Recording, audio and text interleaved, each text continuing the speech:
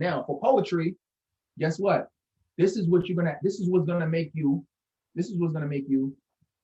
different.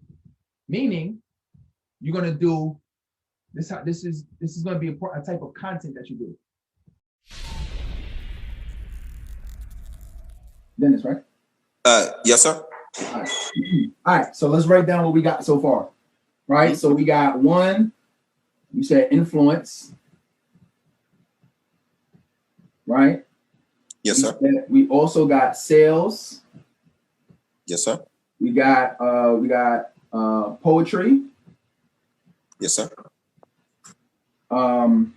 We got motivation. Yes, sir. Okay.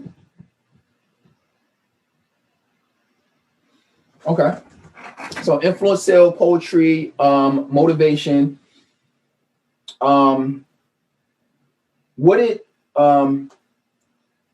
was the one that you said that your friends you said they would be best in sales. Okay. Anything else? Anything else comes to mind as we go through this? Anything else comes to mind?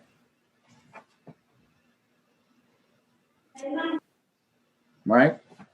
All right. So look, so this is where we at, right? You say you could do poetry for days.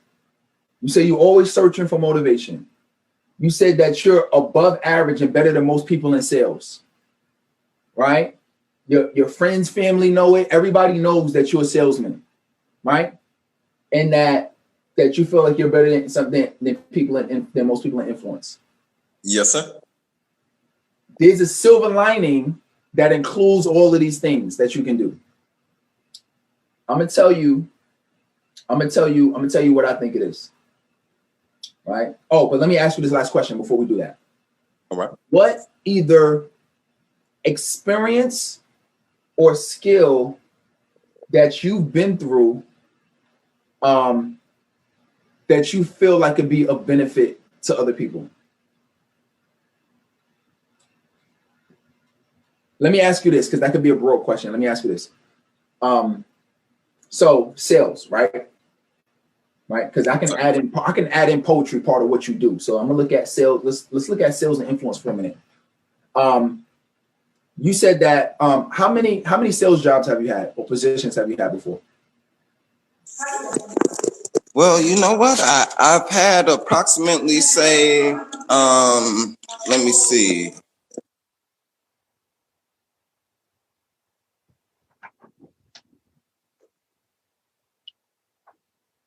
Just ballpark. You don't got to be exact. Just ballpark. I say approximately 8. I actually wind up traveling within one of the jobs and getting per diem and things like that. You know, and I was a great salesman. I moved up in the ranks in that particular job that traveled around the tri-state area. Boom! I love that. Listen, I can tell you. I know a lot of people who did sales jobs. And they don't got their job paying them to go places. They're not winning awards. They're not traveling. They're not doing all of that, right? So that's already above average. So let me ask you this: from a sales perspective, right? What are what are some of the accolades that you got from selling? Like what did you get from selling? Like either you outproduced and you mentioned some of them already. Right. You mentioned that they told you to travel, you got paid more than other people, but tell me a little bit more about that. Well, I came in as a auditor, and then I got promotion to an expert auditor. Then I got promotion to a Top Gun auditor. And then I got the last promotion. I forgot what type of auditor that was. Okay, love it. So look, so you move through the ranks. So look, this is what I'm gonna recommend for you, right? Y'all tell me if this is a good thing for him based on what he told us. Do you think he could be successful at doing this? I'm about to put this whole thing together for you right now, right? From what I see influence, sales, poetry, and motivation, right? I'm gonna hold poetry for a second. We're gonna use poetry. But what I'm seeing from here is I'm looking at you. I would love to see you be a sales coach, right? I would love to see you be a sales coach and teach people sales, because you've accomplished a lot of accolades and things that people cannot accomplish. Just the fact that you know that you also need to sell yourself, as far as not just selling a product, you already can teach something. That's already something that people will pay you for, right? People will pay you for that. Why? Because there's a lot of people out here that's trying to make money, and I don't care what kind of business they're in. They're trying to make money selling something, but they don't understand that their personality or what they're saying or what they're doing is actually putting off the person, not necessarily because the product is bad, right? So, sales coach, right? So, because that includes influence, sales, and motivation. Now, for poetry, guess what? This is what's gonna make you different. Meaning, you're gonna do this. This is gonna be a type of content that you do, right? Check this out. This is good. This is very important. I want you to pay attention to this, right? And I know people who this is how they separate themselves from everybody else in the marketplace, right? So you're going to do for poetry, this is going to be part of how you're going to attract people with your content, right? So let me give you an example.